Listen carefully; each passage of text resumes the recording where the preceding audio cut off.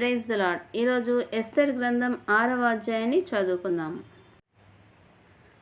ఆ రాత్రి చక్రవర్తికి నిద్ర పట్టలేదు కనుక రాజ్య చరిత్ర గ్రంథం తెప్పించి తన సమక్షంలో చదివి వినిపించమని అతడు ఆజ్ఞ జారీ చేశాడు. చక్రవర్తి నపుంసకులలో బిగ్తాన్, తెరెష్ అనే ఇద్దరు ద్వారపాలకులు చక్రవర్తి అహష్వేరోషును చంపడానికి చూసిన సంగతిని మొర్దెకై తెలియచేశాడని ఆ గ్రంథంలో రాసి ఉంది. ఆ సంగతి విని చక్రవర్తి అలా చేసినందుచేత మొర్దెకైకి ఏం బహుమతి, ఏం ఘనత చేకూరాయి అని అడిగాడు. అతని సేవకులు అతడికేమీ చేకూరలేదు అని జవాబిచ్చారు. అప్పుడు చక్రవర్తి ఆ స్థానంలో ఎవరున్నారు అని అడిగాడు. అప్పుడే హామాను రాజభవనం బయట ఆవరణంలో ప్రవేశించాడు.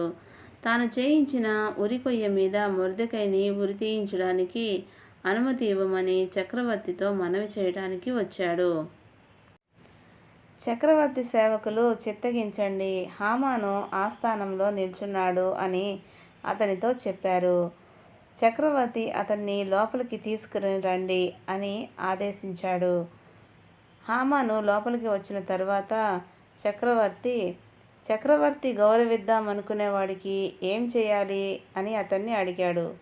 నాకంటే ఎక్కువగా ఇంకెవరిని చక్రవర్తి గౌరవించాలనుకుంటాడు అనుకొని హామాను చక్రవర్తితో ఇలా అన్నాడు. చక్రవర్తి గౌరవించాలనుకునేవాడికి చేయవలసినదేమిటంటే చక్రవర్తి ధరించుకున్న రాజవస్త్రాలను, చక్రవర్తి ఎక్కిన గుర్రాన్ని తెప్పించాలి. ఆ గుర్రం తల మీద రాజ్యాధికారాన్ని సూచించే తురాయి ఉండాలి. ఆ వస్త్రాలను, గుర్రాన్ని చక్రవర్తి అధిపతులలో మహాఘనులలో ఒకడికి అప్పగించాలి. అప్పుడు చక్రవర్తి గౌరవించాలనుకునేవాడికి అతడు ఆ వస్త్రాలను తొడిగించి ఆ గుర్రం మీద అతన్ని ఎక్కించి నగర వీధుల్లో అతన్ని నడిపించాలి. అతని ముందు నడుస్తూ చక్రవర్తి గౌరవించాలనుకున్న వాడికి ఈ విధంగా చేయటం యుక్తమే అని చాటించాలి. అందుకు చక్రవర్తి నీవు చెప్పినట్టే త్వరగా వెళ్ళి అలాంటి వస్త్రాలను, గుర్రాన్ని తీసుకువచ్చి యూదుడైన మొర్దెకైకి అలా చెయ్యి. అతడు చక్రవర్తి ద్వారం దగ్గర కూర్చొని ఉన్నాడు కదా, నీవు చెప్పిన దానిలో దేనిని విడువక అంతా చెయ్యి అని హామానుకు ఆజ్ఞ ఇచ్చాడు. అలాగే హామాను అలాంటి వస్త్రాలను, గుర్రాన్ని తెచ్చి మొర్దెకైకి ఆ వస్త్రాలను తొడిగించి గుర్రం మీద అతన్ని ఎక్కించి నగర వీధుల్లో అతన్ని నడిపించాడు. అతని ముందు నడుస్తూ చక్రవర్తి గౌరవించాలనుకున్న వాడికి ఈ విధంగా చేయటం యుక్తమే అని చాటించాడు. ఆ తర్వాత మొర్దెకయి చక్రవర్తి ద్వారం దగ్గరికి తిరిగి వచ్చాడు. అయితే హామాను తల కప్పుకొని దుఃఖంతో ఇంటికి త్వరగా వెళ్ళాడు.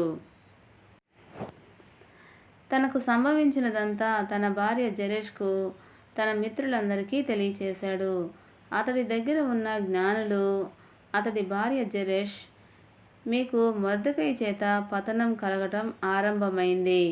అతడు యూదుల జాతికి చెందినవాడైతే అతడి మీద మీరు జయం సాధించలేరు. అతడి చేత తప్పనిసరిగా పడిపోతారు అని అతడితో చెప్పారు.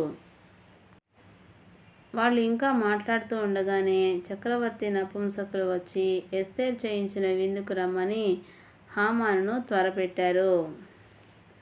దేవుడి పరిశుద్ధ వాక్యమును దీవించునుగాక. ఆమెన్.